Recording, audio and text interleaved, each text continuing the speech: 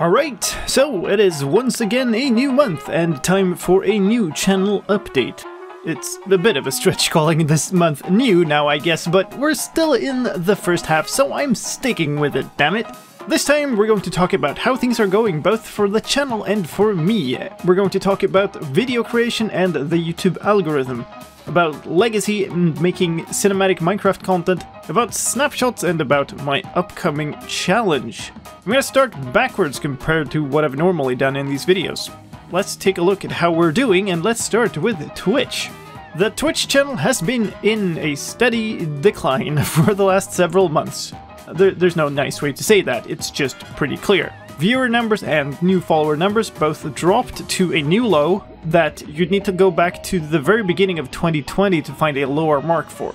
I know there's a lot of people who can now finally get out and enjoy hobbies they had before the pandemic. That has led to a drop in viewership for many creators I know, so I'm no way unique there. And you can look at that and you can understand that that's the case and you can acknowledge that intellectually, but emotionally when you work so hard to build something, it's really tough to watch it kind of crumble a bit, even if you know why it's happening. So that has been pretty rough, and it does make you wonder where the bottom is. Add to that there's been some rather negative comments coming up in chat lately from some of you who want some different content than what I've been doing at that very moment, and it's easy to get really discouraged. So that's Twitch. On the YouTube side, things are going okay, although far from stellar. Those of you who have followed my previous channel updates will know that I spent some time over summer learning about what makes a video higher quality in the eyes of the YouTube algorithm, and how to make things succeed. Now, those were very general videos, so what I've been doing this last month is trying to figure out how I can apply that to my own videos. For my cinematic content, that means that the last few legacy episodes have been a bit experimental, but I'm really happy with the style I've landed in. I'm also very happy about the latest legacy episode, since it is the first time, I think in the entire history of the channel, where a cinematic video does okay, in YouTube terms. It's still pretty low on the list, of course, compared to snapshot videos and the like, but at least it's not considered subpar performance for a slicedlime video. That might seem like a small and silly thing, but to me it's actually huge. I've made so many challenge and multiplayer videos by now, and getting told by YouTube after every single one of them that it's not good enough to be recommended to viewers is really disheartening. So that's a massive win in my book. I will also say that I think learning these techniques also hasn't just made the video perform better on YouTube, it's made me better at making really good videos. So yeah, I do recommend the latest legacy video if you don't usually watch them and you want to find out what all the fuss is about. The other side of the coin is the experimental snapshot videos. When I made the first one, I wondered if I could make a flyover using replay mod. I figured it'd look pretty spectacular and be pretty unique, so I went for it and managed to make it work.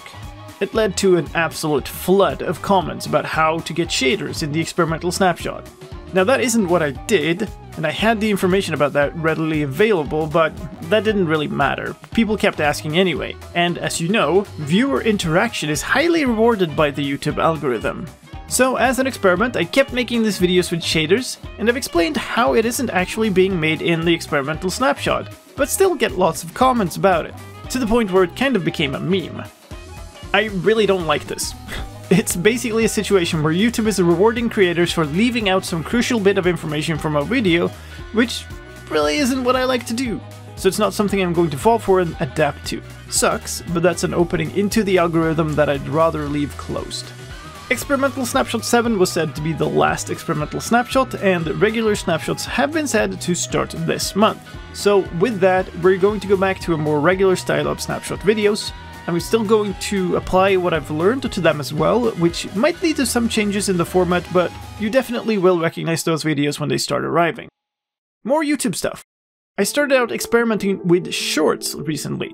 They seem to be doing okay, not stellar, but not terribly either. With me producing that type of video, it also just made sense to post them on TikTok, so that's what I've done. They're comparatively much more successful over there, which is kind of funny. Anyway, if you want to follow me on TikTok as well, I am at slicedlime and I'd really appreciate that. The new thumbnail format and the new outro cards are now live too. I'm really liking the way it's shaping up this far. One thing I've noticed is that it's incredibly hard to convey a feeling of some of my time lapses and such using my default outro music. So I think I'm going to make some end card clips that actually do use different music. The main tune is still going to be around though, so don't worry about that. Now, as for me, I've been pretty tired lately, and I've also kept up my focus on my physical well-being. That has meant that I've kept going for really long walks and other forms of exercise.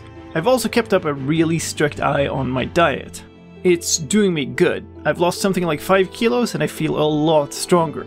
Taking long walks outside has also meant that I have a lot of quiet time to think about things, which has meant my brain has gone into full-on creative mode a couple of times and I've come up with plenty of cool ideas, so that's pretty awesome. The other thing it has done is made me need a lot more recovery time. I can't just work my way around sleep the way I used to, so that has been something to adapt to. Both of these factors have meant that I've had a really big chunk of time that I used to be able to spend on content creation that I no longer can, which explains why the rate of videos has slowed down a fair bunch. Okay, so the final topic, the new challenge. Like I mentioned, there has been a bunch of negativity around, especially regarding my bingo runs. I've really enjoyed running bingo, and in order to get good at something you really need to run it a fair bit. But I've also longed to get into some longer challenge again. Several folks have ran Triple H further than I did, with Bruno being the world first in killing the Wither, and Dave, the guy 1604, being the world first at doing all advancements, which is just entirely mental. Both of them though have used a similar setup. Make a raid farm, get infinite totems of undying, and that saves you if you were to take damage. This is similar to what I did as well. I get enough armor and golden apples to somewhat sidestep the challenge. So, I was thinking that I wanted a challenge that went beyond that, back to the basics of Triple H, where it becomes more about your skill than about which farms and equipment you've managed to get. And then I watched a documentary about how some games like the Dark Souls series have challenges called hitless and damageless, and it really struck me that we should do that for Minecraft too. So here's the basic idea. I'm going to start running Minecraft no-hit runs. In this category, any hit is an instant game over regardless of the amount of damage. That means we'll have a situation where your armor and totems can't save you. It is literally all down to your skill at managing the risks in the world around you and fighting mobs without taking a single hit. So the plan is, if I can make this work, that we'll be making a data pack for this on Thursday, and then I'm going to start my first run of it on Sunday.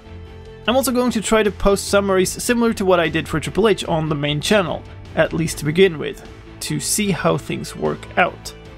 If views are low, I might cancel that series and refer people to the stream archives instead, but at least to begin with, I'd love if everyone watching could clip as much as possible, and I'll be asking helpers for timestamps of notable things. If you're interested in helping out with the process, please head into the Discord server and sign up as a helper. And that's it, time to stop talking. Thank you all for your support and your patience.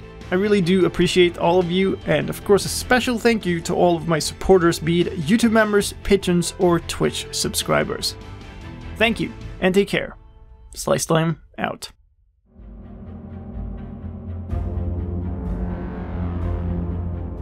Arise, my brethren.